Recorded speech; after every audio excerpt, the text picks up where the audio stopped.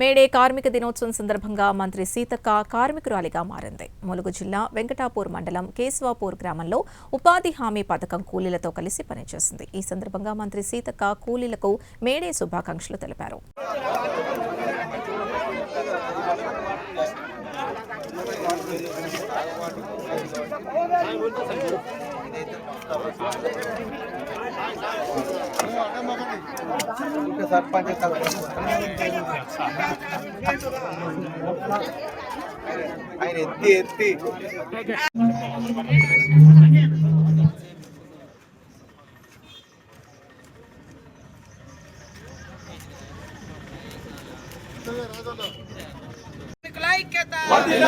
కార్మికుల శక్తి వర్ధిల్లాలి.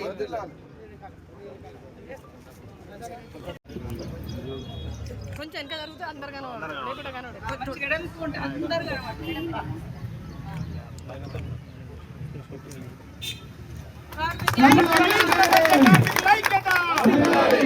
ప్రపంచ కార్మికుల ఐక్యత, ప్రపంచ కార్మికుల ఐక్యత.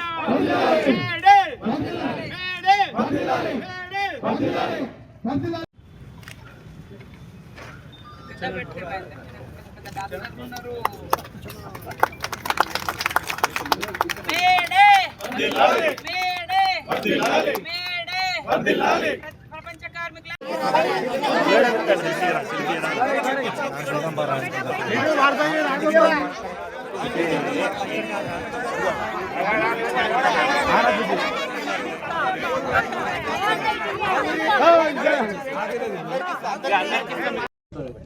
అదే అందుకనే ఒక సిస్టమ్ లెక్క చేస్తే పునాది తీసినట్టు అంటే పుడిక తీసినట్టు కూడా అవుతుంది కదా.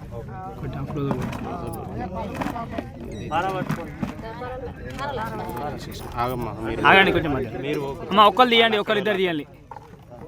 పర్వాలేదు. నిన్న నేను మొన్న అదిలో నిజామాబాద్ పోయినా, అక్కడ పాపం మస్తు గట్టిగా ఉంది. అయితే వాటర్ ట్యాంక్ పెట్టి నీళ్ళు పోయింది అని చెప్పిన.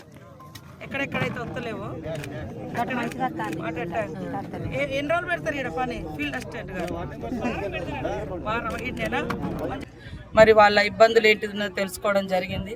ముఖ్యంగా గత 2026లో మనము 2006లో మనము ఈ ఉపాధి హామీ చట్టాన్ని తీసుకొచ్చుకోవడం, చట్టరూపం దాల్చుకొని మరి ఆనాటి కాంగ్రెస్ ప్రభుత్వం సోనియమ్మ నాయకత్వంలో పేదలకు పని కల్పించాలి, ఉన్న ఊరును వదిలిపెట్టి పోకుండా అని ఈరోజు కేశాపురం కానీ నర్సాపురం లాంటి గ్రామాలు ఎప్పుడు కూడా మరి ఎండాకాలం వచ్చిందంటే వివిధ పట్టణాలకు లేదా వలస కూలీలుగా గోదావరి డెంబటి పోయి మరి మిర్చి కూలీలుగా పనిచేసేటువంటి పరిస్థితి ఉండే. అట్లాంటి వాటిని కూడా తొలగించి ఈరోజు ఎక్కడికక్కడ ఉపాధి హామీ కూలీ పనిని ఆనాడు మన ప్రభుత్వం ఏదైతే ప్రవేశపెట్టిందో ఉపాధి హామీ చట్టం, ఆ చట్ట ప్రకారం అన్ని ఊళ్ళల్లో పనులు నడుస్తున్నాయి. ఈ మధ్య కాలంలో కేంద్ర ప్రభుత్వము బీజేపీ ప్రభుత్వం వచ్చి మరి మెల్లమెల్లగా ఈ చట్టాన్ని తీసేయాలని ఒక కుట్రపూరితంగా రకరకాల నిబంధనలు పెట్టడంతో కూలీలు అనుకున్న స్థాయిలో కూడా పనులకు రాలేని పరిస్థితి. పొద్దున 4 గంటలు 5 గంటలు పనిచేస్తే ఇప్పుడు కొత్తగా ఏదైతే ఫోటో రికగ్నిషన్ పెట్టిరో దానికోసమే 3-4 గంటలు పాపం కూర్చోవాల్సి వస్తుంది. ఇది ఇబ్బందికరంగా ఉంది అని కూడా గతంలో మనము కేంద్ర ప్రభుత్వం దృష్టికి తీసుకెళ్లడం జరిగింది. అదేవిధంగా కూడా వాళ్ళ కూలీలు లేబర్ వేజెస్ కూడా రెగ్యులర్గా ఇవ్వాలని కోరడం జరిగింది. దాంతో మొన్న చాలా రోజులు పెండింగ్ ఉన్నాయి, మొన్న 300 కోట్లను రిలీజ్ చేసిర్రు. ఏది ఏమైనా పాత పద్ధతి ఆనాడు మన ప్రభుత్వము సోనియమ్మ నాయకత్వంలో మన్మోహన్ సింగ్ గారు ప్రధానమంత్రిగా, రాష్ట్రంలో వైఎస్ రాజశేఖర రెడ్డి గారు ముఖ్యమంత్రిగా ఉన్నప్పుడు మరి ఏ ఉపాధి హామీ చట్టం అయితే తీసుకొచ్చి ప్రతి ఊర్లో 266 రకాల పనులను చేసే అవకాశం ఉంది ఈ చట్టం ద్వారా. ఇప్పుడు కొత్త చట్టం జీరామ్జీ అని ఒక చట్టం తెచ్చారు. గాంధీ గారి పేరు తీసేసి మరి ఇంకొక చట్టం పేరు పెట్టారు. పేరు మార్పిడితోటి ఏమొచ్చిందో అర్థం కాలే. కానీ ఇప్పుడు కాంట్రాక్టర్లకు కూడా ఈ కొత్త చట్టం ద్వారా కాంట్రాక్టర్లు కూడా వచ్చి పని చేసుకునే వెసులుబాటు అందులో కల్పించారు. దాంతో ప్రతి పని కాంట్రాక్టర్లో పోయే అవకాశం కూడా ఉంటుంది. కాబట్టి దాన్ని కూడా మనం అసెంబ్లీ ద్వారా వ్యతిరేకంగా తీర్మానం చేసినాం. ఇప్పుడు మనం ఇక్కడికి వస్తే ఫోటోలు పాపము కళ్ళు కనబడక ఫోటోలు ఇవన్నీ ఇబ్బంది అవుతుంది. ఒక్కొక్క చోట విచిత్రమైన పరిస్థితులు, పౌడర్ పూసుకుంటేనే కళ్ళు కనబడుతుంది. అంటే పౌడర్ తెల్లగా కనబడితే అప్పుడు కళ్ళు నల్లగా కనబడి ఫోటో కనబడుతుంది. సో ఇలాంటి ఇబ్బందులు ఉన్నాయి. ఇవన్నీ కూడా వాస్తవానికి కొత్త చట్టంలో తీసుకురావడం, తర్వాత కొత్త యాప్స్ అని వేస్తున్నారు. ఇప్పుడు మంచి పీక్ స్టేజ్లో వర్క్ నడుస్తుంటుంది. ఈ ఎండాకాలం మనకు ప్రజలందరూ కూడా పనులకు వస్తారు. తర్వాత వర్షాకాలం పనిలోకి పోతారు. కాబట్టి వాళ్ళు ఈ టైంలో ఈ సర్వర్ డౌన్లోడ్ అయితే లేదు, ఈ సర్వర్ కొత్త యాప్ తీసుకురావడం, దీంతో కూడా టైం అంతా వేస్ట్ అవుతుంది. కాబట్టి ఇది కూడా వద్దని మొన్న నేను ఇక్కడ నుంచి మన మురుగు నుంచే వీడియో కాన్ఫరెన్స్లో ఢిల్లీ మంత్రి గారికి మరి శివరాజ్ సింగ్ చౌహాన్ గారితో కూడా మాట్లాడి వారి దృష్టికి తీసుకురావడం జరిగింది. ఏది ఏమైనా కొత్త చట్టం ద్వారా రాబోయే కాలంలో ఉపాధి హామీకి మరి ఇబ్బంది అయ్యేటువంటి పరిస్థితి ఉందని ఇప్పుడు మనం ఫోటో రికగ్నిషన్ చూస్తూనే అర్థమవుతుంది. ఈ సర్వర్ డౌన్లోడ్ కాకుండా రకరకాల ఇబ్బందులు, వచ్చిన అటెండెన్స్ కూడా చక్కగా పడక, ఇవన్నీ ఎన్నో ఇబ్బందులు ఉన్నాయి. అవన్నీ కూడా అర్థం చేసుకోవాలనే ఉద్దేశంతో మేము కూడా ఎట్లా ఉంది దాన్ని ఫీల్డ్ విజిట్ చేసి తెలుసుకొని తద్వారా కేంద్ర ప్రభుత్వం మీద ఒత్తిడి పెంచాలనే ఉద్దేశంతో మరి ఈరోజు మన కేశాపురం రావడం జరిగింది. అదే కాకుండా మా పరిధిలో నేను మొన్న నిజామాబాద్ పోతే పాపం వాళ్ళు దువ్వేది చాలా గట్టిగా ఉంది. అట్లాంటి గట్టిగా ఉండే వర్కులు వద్దు, ఇప్పుడు ఎండాకాలంలో కొద్దిగా స్మూత్గా ఉండే వర్కులనే సెలెక్షన్ చేసుకోండి అని మేము మా కమిషనర్ గారికి, దివ్య గారికి చెప్పి మరి అందరికీ ఆర్డర్స్ ఇవ్వాలని కూడా చెప్పడం జరిగింది.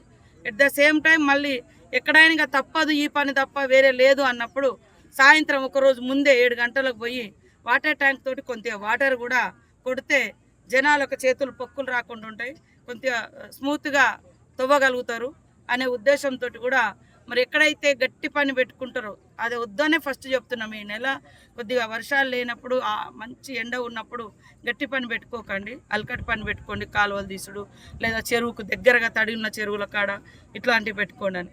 ఒకవేళ ఏ పని లేదు అనుకున్నప్పుడు, ఏదన్నా వేరే చేయాలనుకున్నప్పుడు కొద్దిగా ఒకరోజు ముందు వాటర్ ట్యాంక్ తోటి కూడా నీళ్లు కొట్టి తీస్తే కొంచెం జనాలకు కూడా ఇబ్బంది రాకుండా ఉంటుందని మేము సూచనలు కూడా చేయడం జరిగింది. ఎండలు బాగా విపరీతంగా ఉన్నాయి. మన రాష్ట్ర ప్రజలకు, ముఖ్యంగా ఉపాధి హామీ కూలీలకు పేరున విజ్ఞప్తి చేస్తూ ఉన్నాం.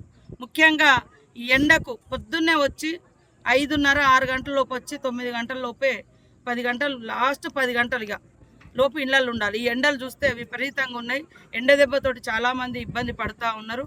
కాబట్టి ఖచ్చితంగా ఒక టవలో, ఒక గుడ్డనో ఏదో ఒకటి ఇట్లా నెత్తికి జుట్టుకొని మరి పని, అట్లనే ఒక వాటర్ బాటిల్ కూడా వచ్చేటప్పుడు పోయేటప్పుడు ఏదైనా ఎంబటి ఇక్కడ ఖచ్చితంగా నీళ్లను మనము పెట్టాలని చెప్తాను. ఖచ్చితంగా అన్ని జిల్లా మన మండల హెడ్ క్వార్టర్లలో కానీ అదేవిధంగా గ్రామాలలో చలివేంద్రం ఇక్కడ పెట్టిరా సర్పంచ్ గారు, చలివేంద్రం ప్రతి గ్రామ పంచాయతీలో. ఇప్పుడు మనకు పక్క ఊర్లో ఎవరైనా వస్తారు పాపం కేశాపురం, అక్కడ మంచినీళ్ళ కేంద్రాలు కూడా మనము చలివేంద్రాలు పెట్టిస్తూ ఉన్నాం. అదేవిధంగా ఉపాధి హామీ పని కాడ కూడా పక్కాగా మరి ఒక మెడికల్ కిట్టు, మంచినీళ్ళు, ఒక చిన్న టెంటు ఇట్లాంటిది కూడా వేసుకోవాలని చెప్పడం జరిగింది. ఇవన్నీ కూడా మా కూలీల యొక్క భద్రత, మా బాధ్యత. వాళ్ళకి ఎవరికి కూడా ప్రాణహాని జరగవద్దు, మరి ఎండ దెబ్బకు గురి కావద్దు అనే ఉద్దేశంతో మేము కూడా అందరికీ విజ్ఞప్తి చేస్తాను. దయచేసి